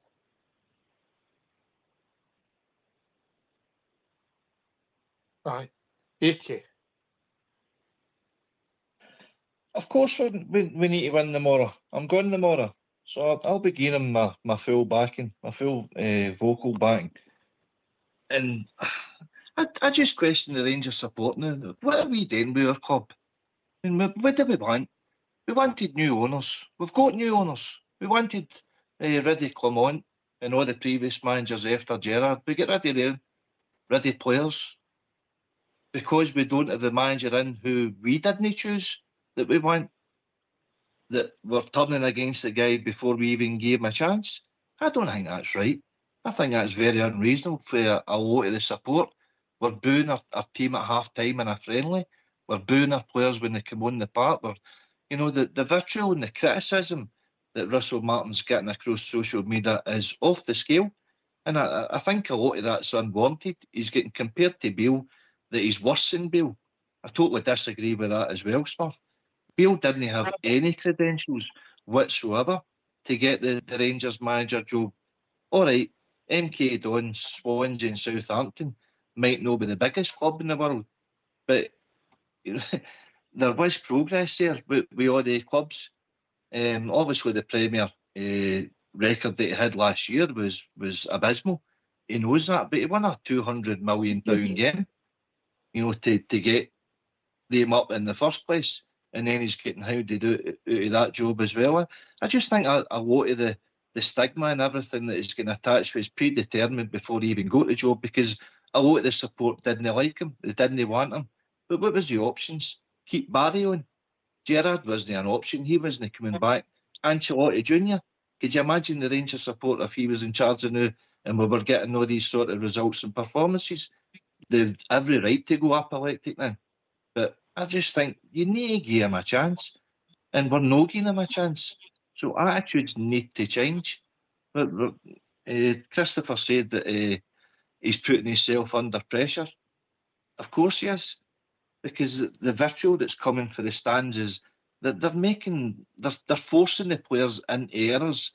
They're playing in eggshells, a lot of the players, and they're all feared to make an error. You're never going to have success with a toxic element like that in your support. It just doesn't happen. So we're going to go round in circles again. I understand what you're saying. That's my main worry. Just for the record, Michael Beale's first 15 competitive games in charge, mate. He won 14 and drew one. He is worse than Michael Beale. His record proves that. And he's brought in a player as an upgrade in Cav. Cav's finished, was never a great defender, is already finished. And the guy he's brought in's worse. And he's not hit his peak yet. But every man, to be fair, every manager's made mistakes, mate. No, I get that. And then he's central midfielder. Aaron's who I've no fancied at all, mate. I've said that. I've been clear, right or left. I've no think he looks. But he hasn't played a lot of football. He might be a slow burner. He might get better. Stranger things have happened. Mark Hateley, for instance, started a disaster. His career became a legend, yeah. And he's only... the other thing is, he's only on loan, Max Aarons. He's no other player. And then you've got Rothwell, who's no gave him a 30 years 5-year age. contract yet. Rothwell, who's a 30-year-old player, has seen milk turn faster. He's no pace, and he's supposed to be usurping a player of the year last year in the midfield. And I think he's half a problem, Rothwell, playing in that sixth row. Now, I'm sorry, she gave him a chance. Why should we? I don't get that. And the guys that ultimately pay every week in, week out, to go to Ibrox and watch that, they're absolutely, it's their divine right to complain about that, to boo or jeer or whatever, to pay their money. And see, do you know what? See if you can't handle that. What are you doing at the club? There's not enough aggression. The players they're buying haven't got the character, and they don't have enough aggression about them. Forget ability. Before you even get the ability, I don't believe they've got the character or enough aggression to play for Rangers. And that man, I don't like that man. I think his ego's out of control. He's softly spoken. I don't like the guy. It is, and he threw guys that were a soft target. They threw guys that were vulnerable and a soft target at the end of their careers that played at a higher level than he ever played in European finals and under a bus. He threw them under a bus. They were a soft target. And the two dumplings he brought in, he played them the next week and they were atrocious. And guess what? He never had a bad word to say about them. And the last person he could ever criticise is himself. As Graham Souness says, the hardest thing today in football is look in the mirror and look at yourself. And I don't believe he can do that. I don't like the man and I want him out of my club. Period. Well, you might be stuck with him for a while, mate. It'd be strange how it's going to pan out. AK, it's results, mate. Results. We wouldn't be having this conversation if we beat Motherwell and beat Dundee, mate. We've been saying it was an excellent start of the season, getting through the 2 European ties and sit with 6 points. Looking forward to tomorrow, changing the team, taking players out the team, giving Diamandi a rest, and changing the team around, playing the second string and beat Alloa, everybody fresh, and see how it takes us in a 50-50 game on Tuesday night. Yeah? So, I mean, it's the domestic results. And look, doesn't matter if you're just in the door or you've not got your own players. We should have enough to see after 2 teams, mate. You know, and that's where the criticism will come at him and any Rangers manager, mate. Oh, listen, I get that. I get that, but have we played well? No. Did we want him in? The majority would say no as well. Smurf, so I get that, but Albert said last year, we've gave up. I've kind of, well, no gave up as such, but we don't have the owners there now that had the emotional attachment. You know, Dave King, Douglas Park, John Bennett, John Gilligan, George Letham, George Taylor, all the wealthy businessmen, they were all supporters. So they were listening to the support and the knee-jerk reactions, get rid of him, we need somebody else in. But when does this cycle of doom stop? You know, I don't think you've ever heard. the I don't think you've 49ers, ever heard no, but me. hold on, the 49ers enterprise have put in £97 million of their own cash into, had the right to pick their own man. So they've put a structure in place with Patrick Stewart, and that's the way their blueprint, that's the way they think success is going to be. I mean, Russell Martin was honest before a ball was even kicked. There's going to be a bit of hurt at the start of the season until we get things right and we get the players and move out players that earn the mind. Cast your mind back to Postecoglou. How vitriol with the Celtic support with him in the first 2 months of his tenure. They wanted rid of him. He was out the Champions League. He was out the Europa. He was 8 points ahead of us. We'd beat him. He'd lost 3 out of his first 5 games, but he managed to turn it round about. He had the character to do that, but he also got the red out that he needed and get in his own players. And I believe that's what Russell Martin needs to be allowed to do, or else this cycle of doom is just going to continue, because all the new managers that we're bringing in, you need to rip up contracts because the previous manager or the next manager, they'll not like their players, and so it keeps going on. There's been about 40 odd players that we've signed for Gerrard left. Ox and I spoke about it the other night. The team that got to Seville, have we improved as a team? No, we haven't, because we've got a mix and match of 5 different managers' players, and now Russell Martin's been landed with a job to try and make them into a success. I think it's totally unfair and unjustified a lot of the criticism that's been landed at him. So just on that point there, I'll just change the subject. I'll just change the subject quickly. I'll come back to you, Smurf. Don't worry, mate. Just wait to hear you, and then it's time for Southside Super 6.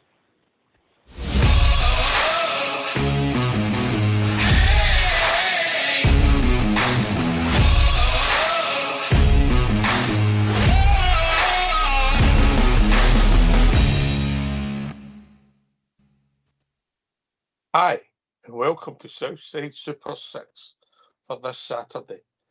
What is it, the 16th of August? Yeah.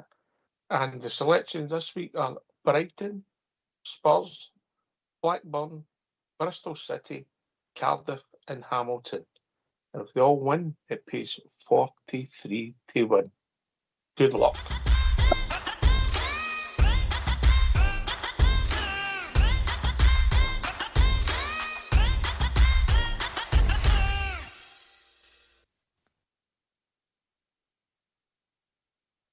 There you go. Can't be worse than last week, eh? You can't. Aye, good luck. I tell you should be get sponsored by Paddy Power or something. Oh, mate. I was a Walter Vaughan in the West End, and I just happened to look up at the Sky Sports to check his selections, and 4 results in a row come through Sky. The selections, they all lost a goal at the start. I was howling, mate. Howling. And I've got it on. I support him every week. Yeah, hopefully better this week. Right. Well, it's going to be interesting. Look, Smurf, nothing's going to change your mind. You're entitled to your opinion. I think results, you start getting results. Things change. Results. Wait to name Smurf. Wait to hear it, mate. Yeah. All right, at the back of my horn. Right, okay, mate. You're learning, mate. Sometimes you get a name tag in that, mate. Not I mean, a wee badge. Right. So results change people's personas sometimes. You know, when you look at that Beale tenure, and I didn't want Beale to get the manager's job, but Coutinho, I could never understand. Van Bronckhorst, when Gerrard decided they wanted to leave us, I thought it was a great appointment at the time. And by the way, for the first few months, and then for a few weeks, it was heaven in April and May, March and April time. When we go to Seville, and all right, we should have won the league, but that's another story. Yeah, but results. If you get a run of results and you start bringing in players and things change, we do need change. We know we need change. Yeah, we know. We accept your point. I like James Tavernier. I think he's potentially his testimonial year. His contract's up in a few months. Let's be honest, it is only a few months. We're heading towards September. James will be gone. John Souttar's the same. Whether he'll get another contract, I see the answer. Only time will tell. I've got my own views on it. What will happen in the midfield that might develop. I take your point about Rodwell. He's not set the header on fire. I've agreed with you on Aaron's on here. Albert sees it differently. I don't know if Jim sees it differently. I've liked what I've seen of Ant-Man and Asgard and their attitude, and I think a great games decision making on Tuesday night. But that happens. You don't make the pass right. So they're all right, and hopefully they'll go from success to success. We need a lot of bodies in, but we also need to get bodies out the door. And if young Robbie Fraser's got us a few quid in because he's went, and I mean a few, and then these two other guys get us more money in, and because they're not going to play, and we then go and get my own left back, things are starting to cycle, and it could change, Jim. It could change, mate. Aye. We need to get.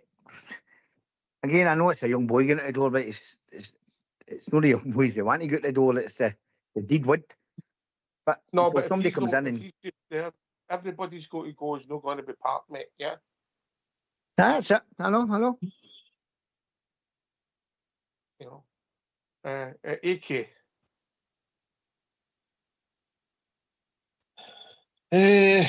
Listen, it's results-driven business. We all know that. You've said that.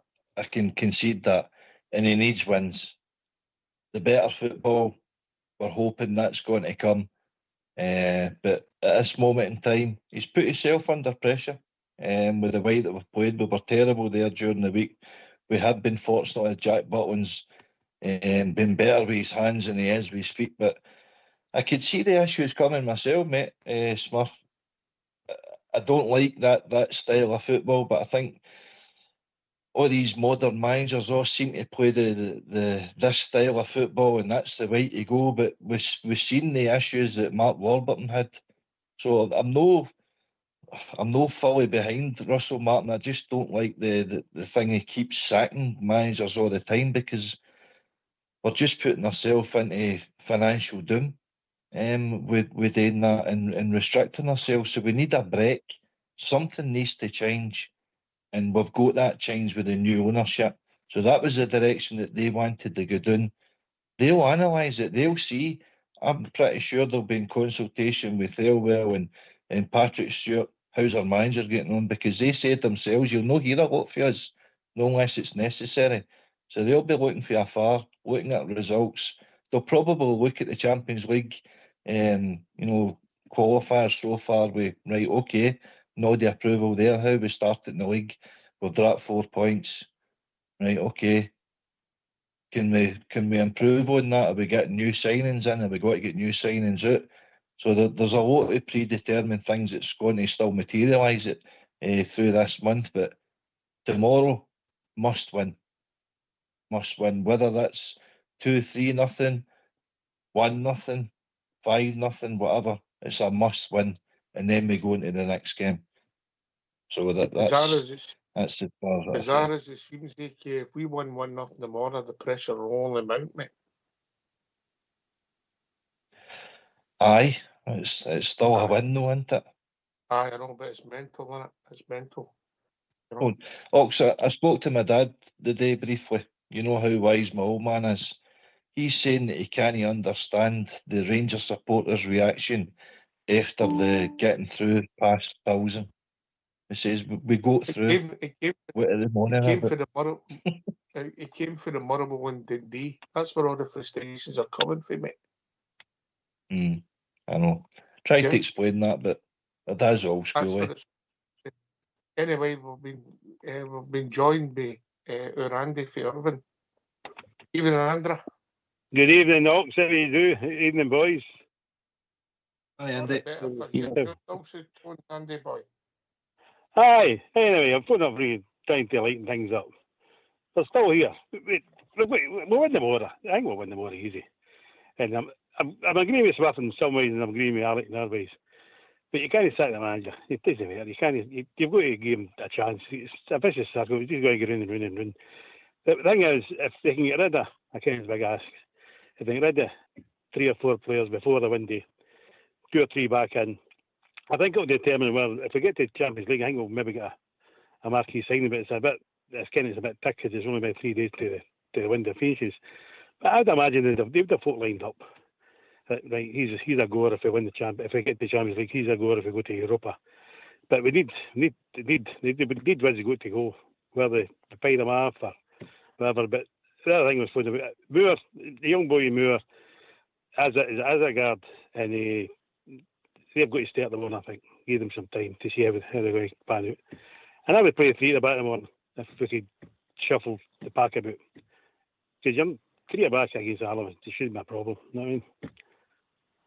So that's my take on it. But I said I wasn't a fan of it. So sorry, Ox. What was that last bit?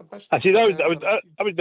You can't. I phoned a couple of weeks ago. I wasn't a fan of Russell Martin, but I need to back the guy. He's here where he turns out to be good or no. But we go to back. We can't just sack him after a month. I mean, I can get Smith's emotional, and I can where he's coming from, but you've got to give the guy a chance, honestly. But I would play 3 at the back of the one, Ox, because we've got a big enough squad to do that. You know what I mean? Fernandes. Aye, you could start Fernandes. Aye, big. I don't know, Suter and big De Giga. Or give De Giga a break or no? I don't know. But no, play 3 at the back. You could actually play Moore and maybe be Finlay Curtis's wing backs. You know what I mean? I would give that man and the gas man a wee rest. Maybe bring them on the last 20 minutes just to give some game time for Tuesday. Tuesday's a big game for us. Aye. The Bora should take care of itself, Ox. It shouldn't be a problem. I reckon be 4 or 5. I don't want to take it, but that shouldn't be a problem. Surely to Christ.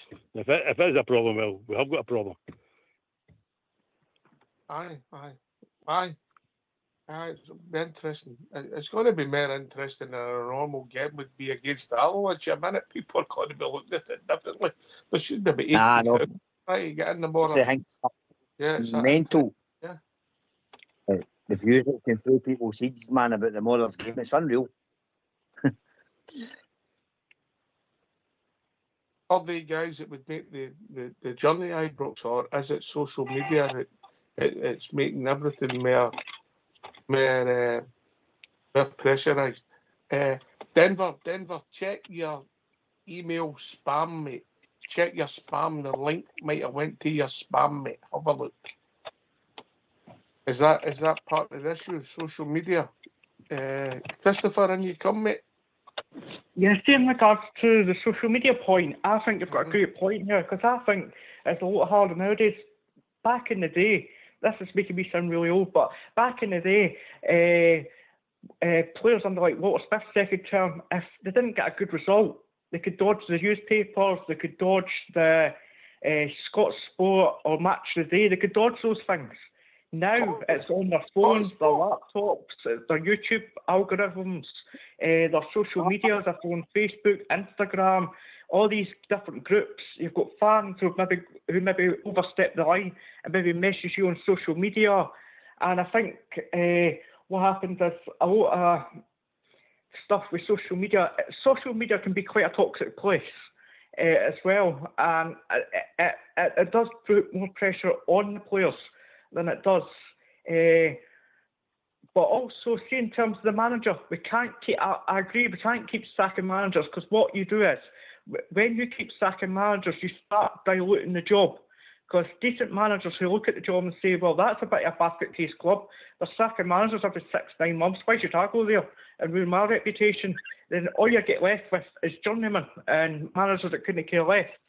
So I think you've got to give managers opportunities, yes, but there's also the side of the manager's got to get the results to continue with the opportunity. If the manager's not getting the results with the opportunities given, how long do you give them before you part ways? That's always a difficult question. Just we had a message from one of our online people, Mr. Donovan. I'll not say what his first name is, but it sounds like Jim. Right, I'm a season ticket holder at Ibrox in Coventry. Fair play, you mate. I can honestly say Swansea Southampton, when he was in charge, were by far the best footballing teams I saw at the CBS Arena, although different styles. All right, there's a positive comment within on the club. Hopefully he gets it right. Nothing would give me more pleasure, Mr. Smith, to say in 6 months' time this has gone well, because that's all we all want, isn't it, really? Well, look at Gerrard, right? The board didn't have the wherewithal to back him, and he went.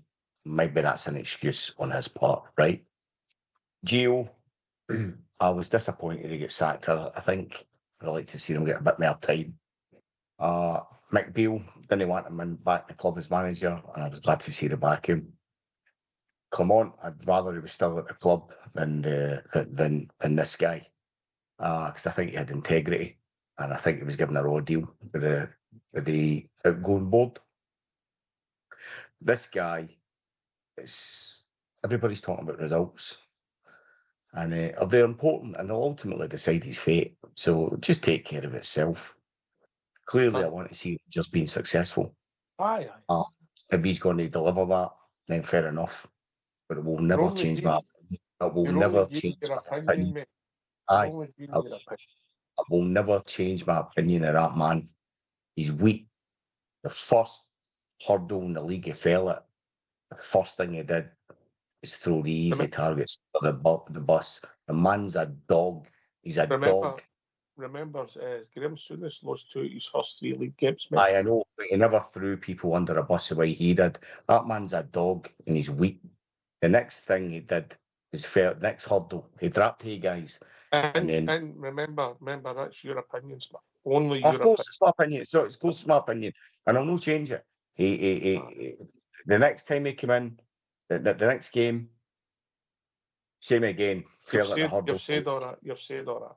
AK, and you comment before we start getting ready to wind up. No worries. Listen, I respect. What's the score going to be tomorrow? What's the score going to be? For me, I'll go for a 3-0. 3-0 the Rangers. Who's getting the goals? Who's getting the goals? And I can't believe you roped young Lyle Cameron and on a high and scored his goal away from home. Well, he could come on as a sub and get a goal. I'm looking forward to Asgard if he starts. He's going to be my number one. Fernandez and Jijiga in the wall, and then Cameron and Barron. Last night. Up and down. I'm looking forward to it. I just hope the Rangers put on a good performance and a good victory, because we need it and build a bit of momentum. We need to stick together. Listen, I critique the football, and I talk about performances, Andy, but it's important we try and stick together, isn't it? Oh, aye, 100%. You look back, you can't see booing the players, and that's a no-go. That's a no-go. And see the Mora, there were a lot of Waynes there that's not going to win against. And what's that going to do? Talk to you if they're all boo? What kind of example does that to show a young Wayne that you're booing players and what have you? The Waynes, that may be their first game of the season. They're not getting to win against the way they're trying to get season tickets. So it should be a good atmosphere. The weather's supposed to be good. So hopefully we'll get half a dozen goals. The three players that hadn't played yet I get maybe half hour to an hour, maybe 45 minutes. By the way, it's a dreadful kick-off time, Andy, isn't it? Hey? It's a dreadful kick-off time, isn't it? I know. I'll be back time it comes. I'll have a few sherbets under me before that comes. I'm trying to keep it up at 3 o'clock, that might bloody 5:45. Anyway, that's just an urban thing, though. I mean, but anyway, thanks for taking my call, boys. And hopefully we're all proved wrong and Russell Martin wins the treble and we get to the final of the Europa or the final. Anyway, but never strange things have happened. But I'd like to say once he's got all his players in end of August, it's not a finish because there's not 2 windies. I think he needs at least 2 windies. But anyway, up the Rangers and all the best, boys. Thanks for taking my call. Cheers, Andy. Christopher? Cheers, Andy. I think we'll win tomorrow, and I think it'll be 2-0. And come the Club Brugge game, I've no idea what's going to be happening with that, but I think we'll win 2-0. But hopefully the performance is there. But thank you very much for having me on, and have a nice weekend. Thank you. Cheers, mate. Cheers. Thanks, Smurf. Thanks. Bye. Smurf, your therapy session, mate? Just checking the back of my hand there. No, thanks for having me. Take care and good night. Did you spell it right? I did, 2 Fs. Cheers, Smurf. Cheers, mate. Cheers. Poor Jim. Aye, well, I'm going for that 3-0. Hopefully, a better performance. That's all we're looking for. We're looking to see gives a glimmer, and something that we can take into Tuesday. I mean, you know ourselves, Rangers in Europe are a different animal. So here's hoping. Yeah. Listen, AK, last word, mate. Well, thanks again for being part of the show. Yourself and Jim there and the callers for coming in. Spark debate, if nothing else. My head's bursting. Come on, the Rangers. 3-0. Yeah, was Andy talking about you when he said all the big wins are going to the Gerber? The dummy's out of pram. I was going to ask you 6 goals. I think it's going to be 3 each. I'm going to go for a nice, comfortable 4-0 win, yeah? There you go. We're not going to lose a goal. We're going to score 4 without reply. Listen, Rangers Radio will not be on tomorrow night due to too many people being at the game, which is a fantastic thing. And also our technical staff who have got a social event on tomorrow evening. So we'll be back on Monday between 8 and 10 talking about all things Rangers, talking about Saturday's game, and of course building up to a massive game against Club Brugge at Ibrox. Thanks for listening. Thanks to Christopher, Andy Fairvin, and of course our good friend Smurf. Thanks to Jim and AK for doing the show, Fox and Old School Blue for doing the technicals. This has been Rangers Radio. Enjoy the game tomorrow, and remember, Southside Super 6, he's due a victory. Take it away, Old School Blue.